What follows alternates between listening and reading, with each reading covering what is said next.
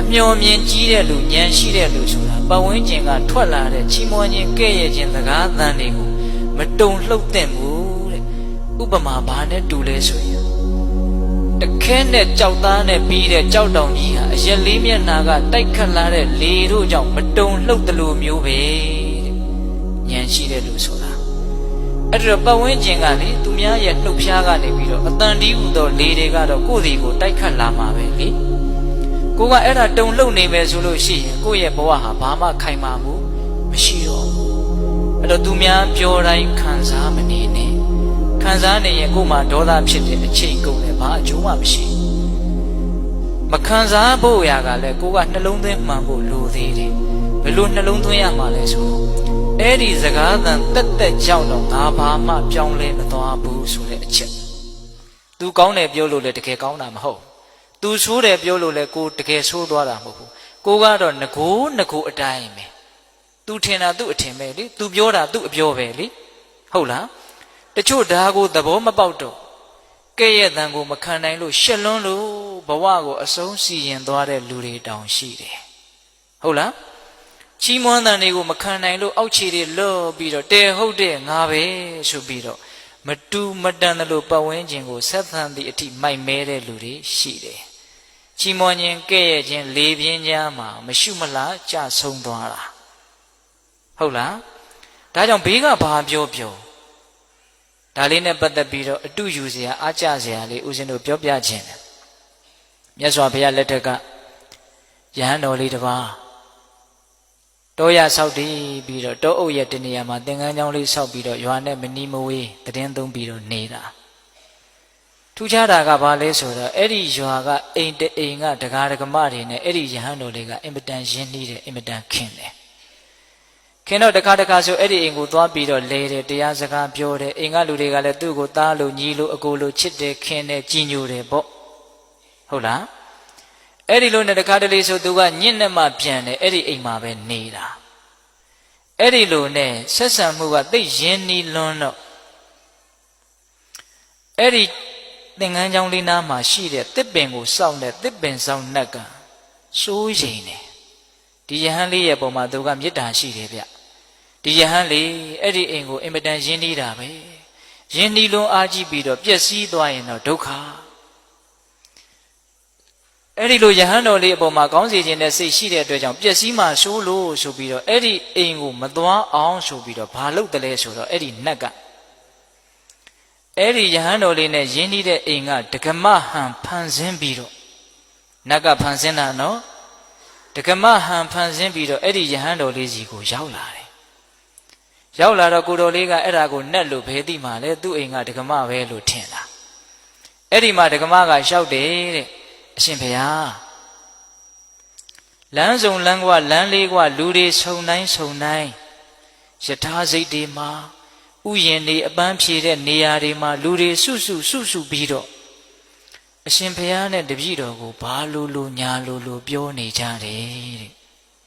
ပိဿရေဘယ်သူကပြောတာတော့နတ်ကပြောတာဘယ်သူပုံစံဖန်ဆင်းပြီးတော့ပြောနေတာလဲဒကမပုံစံဖန်ဆင်းပြောနေတာတော်ယုံတန်ယုံလူဆိုရင်အဲ့ဒီယဟန်တော်လေးနေရာမှာနေကြည့်ဘလောက်တုံလှုပ်သွားမလဲဒကမာကြီးကိုယ်တိုင်လာပြောနေတာနော်အဲ့ဒီလိုပြောတော့အဲ့ဒီယဟန်တော်လေးကပြန်ပြောတဲ့စကားကအင်မတန်အနှစ်ရှိသူညံဘလောက်ကြီးသလဲလောကရဲ့အပေါ်မှာသူဘလို့ရှုမြင်ထားသလဲဆိုတာကိုခံမှန်းလို့ရတယ်ဘာပြန်ပြောတုံဆိုတော့ဒကမာကြီးတဲ့ကိုယ့်ရဲ့နားတွေကိုပတ်ဝန်းကျင်ကစကားသံတွေဆိုတာအမျိုးစုံနေအောင်ရောက်လာနိုင်တာပဲတဲ့အဲ့ဒါကိုတားလို့စီးလို့မရပါဘူးတဲ့သူများပါဇက်ပေါက်တွေဘလို့လို့လိုက်ပိတ်မှာလဲဒကမာကြီးတွေအဲ့ဒီစကားသံတွေနဲ့ပတ်သက်ပြီးတော့တားလို့စီးလို့မရပါဘူးတဲ့သူဆက်ပြောတာလေးကသိစိတ်ဝင်စားစရာကောင်းတယ်ဒေနာထိုစကားကြောင့်မင်ခုမျက်နှာမသားမရသည်မှာဟုတ်တတ်ပါမဖြစ်ထိုက်ပါဘူးပတ်ဝန်းကျင်ကစကားသံတွေကြောင့်မျက်နှာမသားမရမဖြစ်ထိုက်ဘူးတဲ့နော်ဘာဆက်ပြောတော့ဒေနာဟိထိုစကားသံတို့ကြောင့်ဒေနာထိုစကားသံတို့ကြောင့်အဟံငါသည်အဲ့ဒီစကားသံတွေကြောင့်ငါဟာဘာမှယုံညံ့သွားတဲ့ပုဂ္ဂိုလ်တယောက်ဖြစ်မသွားဘူး စကားသံတွေကြောင့်သူဘာမှယုံညံ့တဲ့လူတယောက်ဖြစ်မသွားဘူးစောစောကဥသိမ်းပြောခဲ့တဲ့အဓိပ္ပာယ်ပေါ့နော်စကားသံတွေကြောင့်တော့ကိုဟာယုံညံ့တဲ့လူဖြစ်မသွားဘူးပင်ကိုယ်ကကောင်းရင်ကောင်းမှာပဲပေါ့ဟုတ်လားအဲ့ဒီလိုယဟန်တော်လေးကပြောပြီးတော့တောထဲမှာမိဂဝါဒဆိုပြီးတော့လူတွေကိုအင်မတန်ကြောက်တဲ့သမင်ဟာ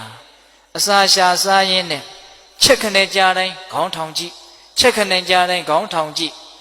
အတန်နဲ့ပတ်သက်ပြီးတော့အဲ့ဒါလောက်တုံလှုပ်နေရင်ဘယ်မှာတည်ငြိမ်တဲ့စိတ်ရှိတဲ့လူလို့ပြောလို့ရမှာလေတဲ့အတန်နဲ့ပတ်သက်ပြီးတော့အဲ့ဒါလောက်တုံလှုပ်နေရင်တည်ငြိမ်တယ်လို့ပြောလို့မရဘူးမတည်ငြိမ်ဘူးဆိုလို့ရှိရင်လေးနဲ့တဲ့အသိဉာဏ်မဖြစ်နိုင်ဘူးပတ်ဝန်းကျင်ကစကားသံတွေကိုအမြဲတမ်းခံစားနေမယ်ဆိုရင်အသိဉာဏ်တူရဖို့အတွက်အနှောင့်အယှက်ဖြစ်တယ်ဗျ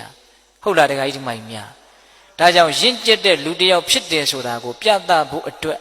ပတ်ဝန်းကျင်ရဲ့ကဲ့ရဲ့ရှုံချတဲ့စကားသံတွေကိုကြံ့ကြံ့ခံနိုင်တဲ့အတွေးတွေရှိဖို့မလိုဘူးလားလိုတယ်ဒါကြောင့်ဒကာဓမ္မတို့ဦးဇင်းတို့တွေမှာလူကြားထဲမှာနေရတာချစ်သူရှိသလိုမုန်းသူလည်းရှိမယ်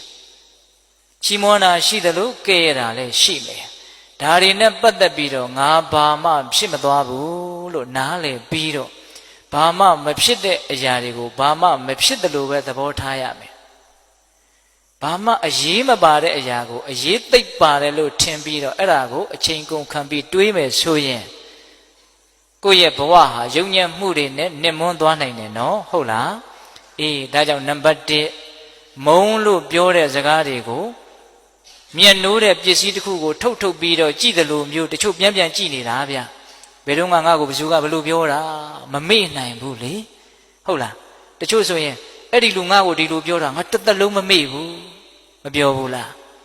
အေးအဲ့ဒါကိုမြတ်စွာဘုရားကအချိန်ကုန်တဲ့လူပန်းတဲ့ဘာမှအကျိုးမရှိဘူးထုတ်ပြီးတော့မခံစားပါနဲ့တဲ့ဟုတ်ရလား